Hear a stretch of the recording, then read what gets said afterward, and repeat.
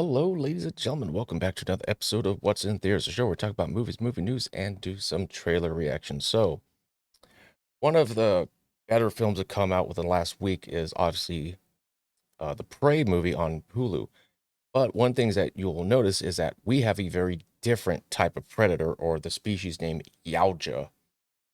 And it's not really explained. Like you look at it, it's like, well, it's not really the original, and it's not really the super predators from 2010's Predators. So, well, what is it? Well, Prey's Predator redesign artist explains the alien's new physiology. Concept art and creature design Michael Vincent explained some of the physiology changes he made to Prey's Predator. Vincent took to Twitter to break down the Deadly Hunter's new aesthetic, nothing that many of the alterations were made to reflect the Predator's adaptation to its environment. Genetic isolation with different environmental pressures yields a variant of Yautja, writes Vincent. Adaptation to a drier climate, thinner, waxier dreads, thicker oral tissues, and scalier skin for moisture retention favors crushing bite for a different diet. The creature also went, the creator also went to discuss the creature's mask, which is significantly different from the one shown in the Predator film set in modern times. Now, this is interesting because essentially he's saying that the Yautja will adapt to its environment. So, could we have more of a Yautja that's like a better swimmer, perhaps because it sits at the beach, it's by a lake, therefore it has gills, it can breathe underwater, it can swim faster. I, I think that's pretty damn cool because just like the xenomorph, uh, you know, from Aliens, you get the face hugger implants an embryo in the or the host's body, but then it kind of adapts to whatever the host is. So you see that in like Alien 3, where I think it comes out of a dog, and then like the director's cut comes out of a bowl or something like that. But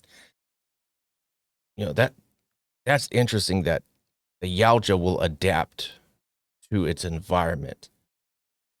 So I mean, this really opens it up to a lot more variance. So I'm all for that.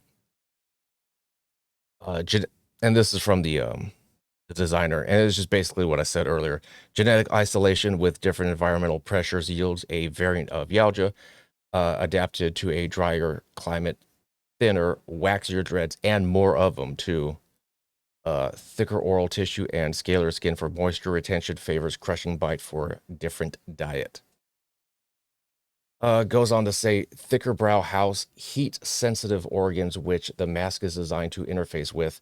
Thinner cask loses less water, continued Vincent. The artist also fascination with bone explained why the Yautja's fascination with bones. Nothing, nothing. Oh, I'm sorry. Noting the importance of the material, bones has a special cultural significance to the feral subspecies. Hmm. Interesting. I mean, I thought they were just trophies, but maybe it's a dietary need. Not only their armor, but as a, and there you go, diet staple. A careful look at the mouth reveals molars outfitted for osteophagy. I guess that's digestion or eating of bones. I don't know that. I mean, other than a wider, more open mouth, I don't see much of a difference in his teeth. I don't know. The descriptions of the predator's physiology collaborate statements made by director Dan Trachtenberg, who noted that his goal was to redesign the iconic alien was to make it more visually appropriate for prey setting. I really wanted to make this version of the predator so much more feral. And he is freaky looking. I think that's a really damn good name too, the feral predator. Much more feral and ferocious and animalistic. From its movements to its silhouette and its design, Trachtenberg said this principle also applied to the visual effects used, as the filmmaker specified that the creature team didn't want to be held back by the limitations of physically built suit with a man inside operating it. It's interesting also when after you watch the movie how essentially naked the predator is. It's like, you know, came in basically no armor, and this predator gets messed up. I mean, was he got attacked by was like a wolf, and then he gets messed up by a bear. He gets stabbed in the foot. I mean, this predator makes some mistakes. Loses an arm, loses one of the mandible fangs. This guy got jacked up, but I thought it was pretty interesting that it's not another variant. It's not like the classic predator, the super predator, and the feral predator. It's like, no, he might have been one of them. It just his environment changed him. So, man, what are we gonna get? The aqua predator? I don't know. I'd be all for it. Anyways, comment down section below. Let me know your thoughts of what you think about this. I thought it was pretty damn interesting. Anyways, take care and take it easy.